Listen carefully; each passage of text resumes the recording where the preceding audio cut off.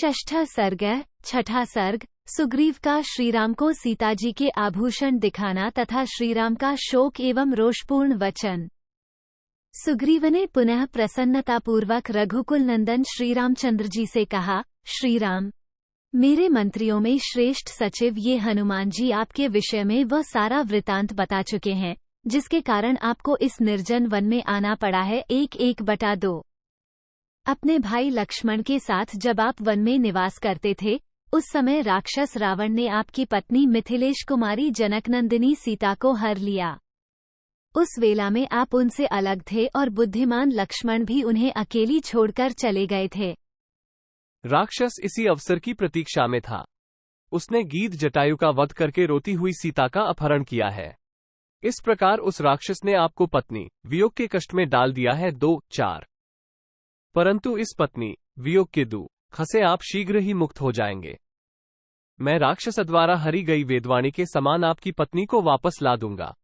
5। शत्रुघ्न श्रीराम, आपकी भार्या सीता पाताल में हो या आकाश में, मैं उन्हें ढूंढ लाकर आपकी सेवा में समर्पित कर दूंगा। 6। रघुनंदन, आप मेरी इस बात को सत्य माने। महाबाहो, आपकी पत्नी जहर मिलाए हुए भोजन की भांति दूसरों के लिए अग्राह्य है। इंद्र सहित संपूर्ण देवता और असुर भी उन्हें पचा नहीं सकते।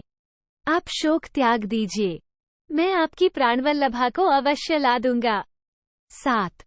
एक दिन मैंने देखा, भयंकर कर्म करने वाला कोई राक्षस किसी स्त्री को लिए जा रहा है। मैं अनुमान से समझता हूँ वे मिथिलेश कुमारी सीता ही रही होंगी, इसमें संशय नहीं है, क्योंकि वे टूटे हुए स्वर में हा राम, हा लक्ष्मण पुकारती हुई रो रही थीं तथा रावण की गोद में नागराज की वधू नागिन की भांति छटपटाती हुई प्रकाशित हो रही थीं। 8:10।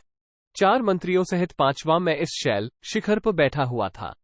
मुझे देखकर देवी सीता ने अपनी चादर और कई सुंदर आभूषण ऊपर से गिराए। 11। रघुनंदन, वे सब वस्तुएं हम लोगों ने लेकर रख ली हैं। मैं अभी उन्हें लाता हूं, आप उन्हें पहचान सकते हैं। 12। तब श्रीराम ने ये प्रिय संवाद सुनाने वाले सुग्रीव से कहा, सखे, शीघ्र ले आओ, क्यों विलंब करते हो। 13। उनके ऐसा कहने पर सुग्रीव शीघ्र ही श्रीरामचंद्र जी का प्रिय करने की इच्छा से पर्वत की एक गहन गुफा में गए और चादर तथा वे आभूषण लेकर निकल आए। बाहर आकर वानर राज ने, लीजिए, ये देखिए, ऐसा कहकर श्रीराम को वे सारे आभूषण दिखाए। 14:15। उन वस्त्र और सुंदर आभूषणों को लेकर श्रीरामचंद्र जी कुहासे से ढके हुए चंद्रमा की भांति आंसुओं से अवरुद्ध हो गए। 16। सीता के स्नेहवश बहते हुए आंसुओं से उनका मुख और वक्ष स्थल भीगने लगे। वे, हा प्रिय, ऐसा कहकर रोने लगे और धैर्य छोड़कर पृथ्वी पर गिर पड़े। 17। उन उत्तम आभूषणों को बारंबार हृदय से लगाकर वे बिल में बैठे हुए रोष में भरे सर्प की भांति जोर जोर से सांस लेने लगे। 18। उनके आंसू का वेग रुकता ही नहीं था। अपने पास खड़े हुए सुमित्रा कुमार लक्ष्मण की ओर देखकर श्रीराम दीनभाव से विलाप करते हुए बोले। 19। लक्ष्मण, देखो, राक्षस के द्वारा हरी जाती हुई विदेह नंदिनी सीता ने ये चादर और ये गहने अपने शरीर से उतारकर पृथ्वी पर डाल दिए थे। 20।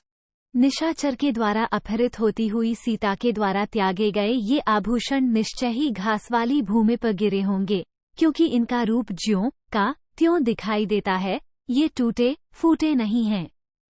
21। श्रीराम के ऐसा कहने पर लक्ष्मण बोले, भैया, मैं इन बाजूबंदों को तो नहीं जानता और न इन कुंडलों को ही समझ पाता हूँ कि किसके हैं, परंतु प्रतिदिन भाभी के चरणों में प्रणाम करने के कारण मैं इन दोनों नूपुरों को अवश्य पहचानता हूँ। 22:1/2। तब श्री रघुनाथ जी सुग्रीव से इस प्रकार बोले, सुग्रीव, तुमने तो देखा है, वह भयंकर रूपधारी राक्षस मेरी प्राणप्यारी सीता को किस दिशा की ओर ले गया है, ये बताओ। 23:24। मुझे महान संकट देने वाला वो राक्षस कहाँ रहता है? मैं केवल उसी के अपराध के कारण समस्त राक्षसों का विनाश कर डालूंगा। 25। उस राक्षस ने मैथिली का अपहरण करके मेरा रोष बढ़ाकर निश्चय ही अपने जीवन का अंत करने के लिए मौत का दरवाजा खोल दिया है। 26। वानर राज, जिस निशाचर ने मुझे धोखे में डालकर मेरा अपमान करके मेरी प्रियतमा का वन से अपहरण किया है, वो मेरा घोर शत्रु है। तुम उसका पता बताओ, मैं अभी उसे यमराज के पास पहुंचाता हूं। 27 इत्यार्षे श्रीमद् रामायणे वाल्मीकि आदिकाव्य के किष्किंधाकांडे षष्ठः सर्गः 6। इस प्रकार श्री वाल्मीकि निर्मित आर्ष रामायण आदिकाव्य के किष्किंधाकांड में छठा सर्ग पूरा हुआ। 6।